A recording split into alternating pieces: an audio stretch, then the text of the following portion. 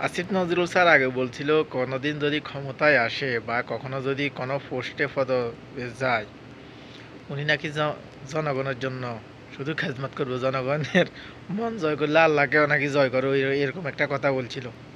হুম, এটা নি ভাই, জনগণের খেদমত, প্রবাসীদেরকে এত হয়রানি, প্রবাসীদের লাকিজ কেটে ফেলা, প্রবাসীদের মোবাইল নিবার পরে দুই মাস পরে মোবাইলেরও ট্যাক্স পে করা।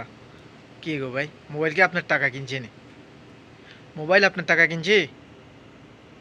হুম, একটা প্রবাসীর তিনটা মোবাইল এমনিই থাকে, তিন চারটা ফোন, দুই তিনটা ফোন এমনিই থাকে একটা, যে কোনো একটা প্রবাসীর। আমরা দেশে যাইতে চাই, তিন চারটা ফোন নিতে পারবো না নতুন? হুম,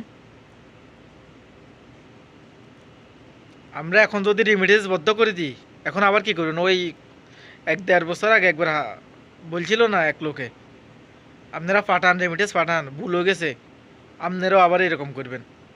সময় আবার আরেকবার যুদ্ধ করতে হবে বাংলাদেশে, বুঝা যাইতেছে। প্রবাসীদের সাথে দুই নাম্বারই, হ্যাঁ, বাটপারি, সিটিংবাজি,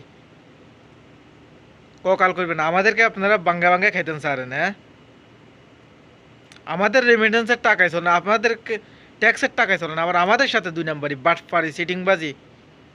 আসিফ নজরুল স্যার সাবধান হয়ে যান, আমরা আরেকবার দেশে যুদ্ধ করতে হইব। আপনারা যদি এগুলা যদি সচেতন না হন, আরেকবার যুদ্ধ করতে হবে। আপনারা এখনো প্রবাসীদেরকে এয়ারপোর্টে হয়রানি করেন প্রতিনিয়ত, প্রবাসীদের লাকিজ কেটে ফেলতেছেন।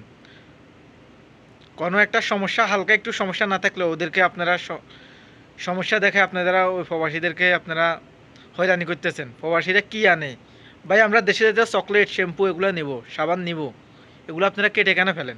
নিয়ে নেন কেন? হুম, আপনাদের এয়ারপোর্টে এগুলা হয় কেন? বাংলাদেশ এয়ারপোর্টে মানুষটা আরও বিভিন্ন এয়ারপোর্টে ঘুরে আসে, আর তো কোনো এয়ারপোর্টে এগুলো দেখে না, আর কোনো এয়ারপোর্টে এগুলোর বদনাম হয় না, শুধু বাংলাদেশের হয় কেন? আসিফ নজরুল স্যার এগুলো ঠিক করেন, এখনও ঠিক করেন আপনারা, সময় আছে, এখনও সময় আছে আপনাদের হাতে, বুঝছেন? বলে দিলাম।